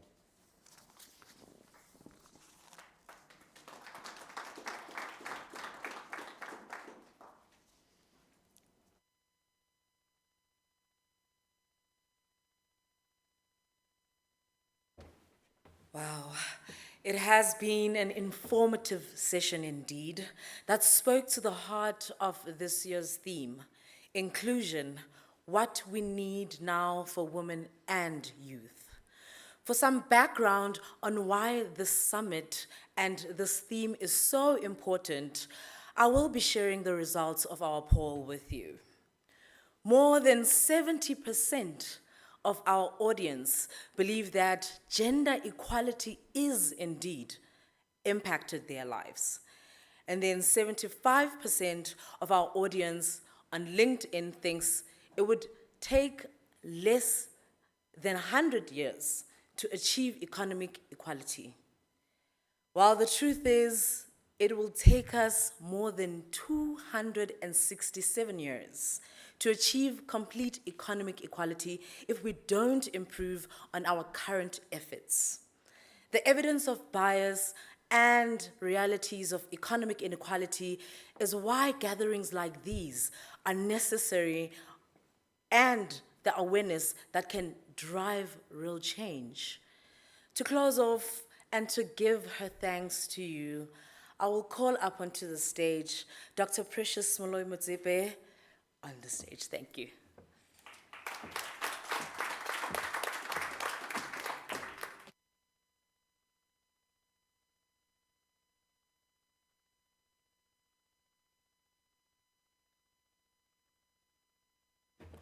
Wow, thank you very much.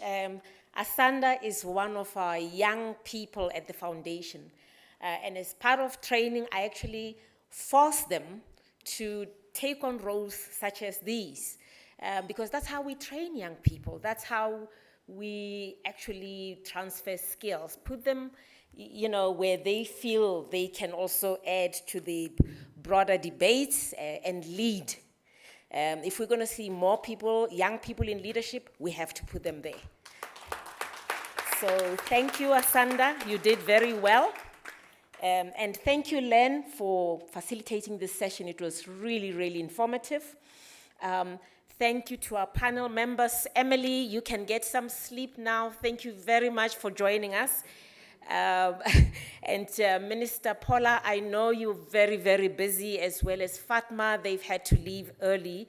But what I take from what some of the comments, Madam Fatma made excellent points, quite a few of them, but she also made a point that children's interests are influenced and guided by the interests of their mother. Now, I have 3 boys, and I can tell you that they are my biggest advocates in my work. When I worked as a doctor, as a women's health doctors, they were the ones who told everybody, go and see my mom, she's a doctor for women. You know, so what our children look at us, and we don't have to say it. Children, what they see is more genuine than what we say. If we do not consider women and their perspectives in our industries, we're likely to lose the interest and support of a lot of young people. Okay? She also mentioned that knowing that Africa's youth is set to double by 2050 and is currently almost 60% of Africa's population, we have to take the bold steps of ensuring that we become inclusive and that we do not overlook women when it comes to economic inclusion. During the panel discussion, also a key issue was raised by all the speakers, and that was the issue of bias.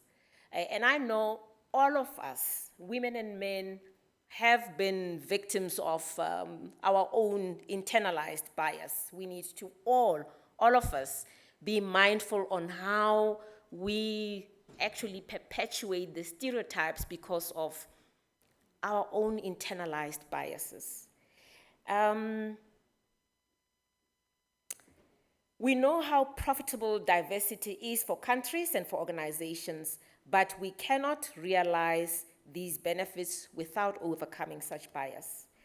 And what I take from the lens, what I take from this is that the lens that we use to elect our leaders, and you know, from our floor, we had a powerful woman. Thank you so much to all the contributors from the floor, but in particular, I listened very carefully to our speaker from representing rural communities. What you said was so critically important. We all sit in boardrooms and we think we can make decisions for the poor. And you can't take decisions for people when they are not sitting around the table with you. If they do not have a seat at the table, you cannot really walk in their shoes. You cannot make decisions for them without actually experiencing and understanding what they go through. So thank you very much for your insights on how we can truly be inclusive. So thank you very much for your patience and for all the contributions that we have received. And today I'm really excited to announce that as a result of these rich discussions and insights and questions that we have received, Economic Inclusion Barometer. Yes, you can clap for the research unit.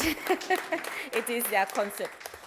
I think most of you know that we, a few years ago, launched the Gender Responsive Budgeting Initiative. And this is just a continuation of that work that we, started many years ago, ensuring that economic inclusion is not a concept that we talk about, but it's something that is measurable, that we have key indicators for, and that we can actually follow the trend of what the barometer tells us. And Date Padi, you'll be happy to know that we're going to use both public data, stats that we get from your former department. We will get also expert opinion to help us evaluate the state of inclusion and whether we're moving in the right direction, which I hope we all will be, or if we're moving backwards. We think a more explicit measure of economic inclusion can do at least 4 things. Firstly, it will ensure that inclusion is prioritized. You know how they say in boardrooms, what gets measured gets done. So we're bringing that concept here as well to ensure that economic inclusion is prioritized. We want to ensure that measures to address it, that is economic inclusion, are concrete and they're specific, okay? We want to enable oversight of performance, tracking of inclusion or exclusion over the trends over time, and we want to begin to shift broader social discussions about economic performance away from that narrow preoccupation with changes in just GDP without actually seeing how the change in GDP, economic growth, is impacting that woman who's sitting in her heart in KwaZulu-Natal or Mpumalanga, or in Rwanda, in Senegal.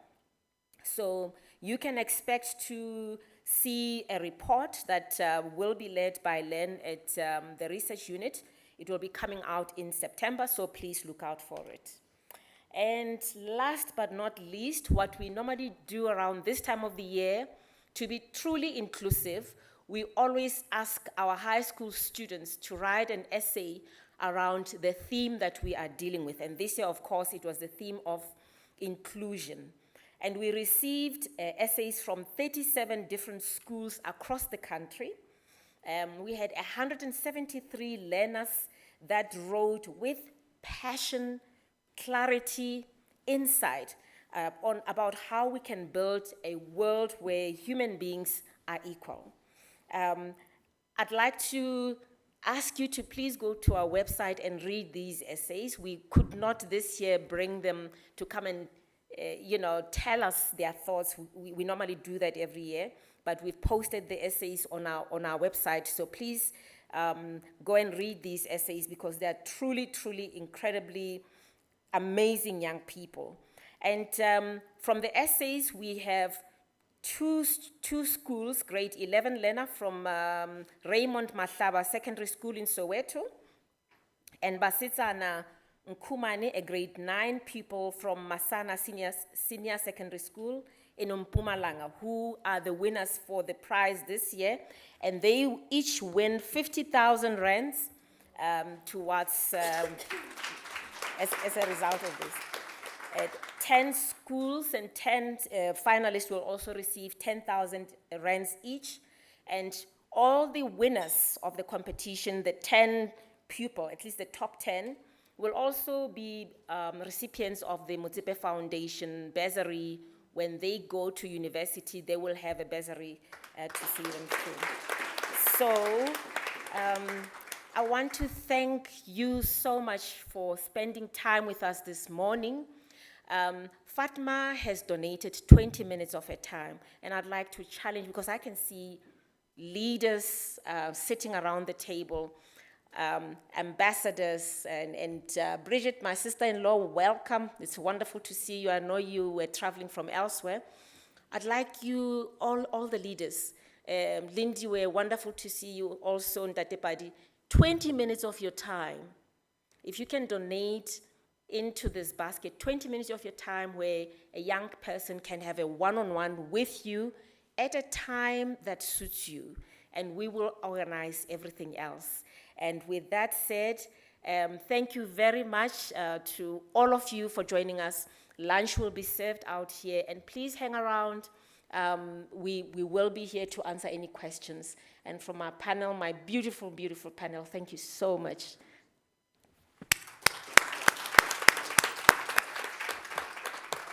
Thank you, ladies and gentlemen. That concludes our meeting today. Join us for lunch, please.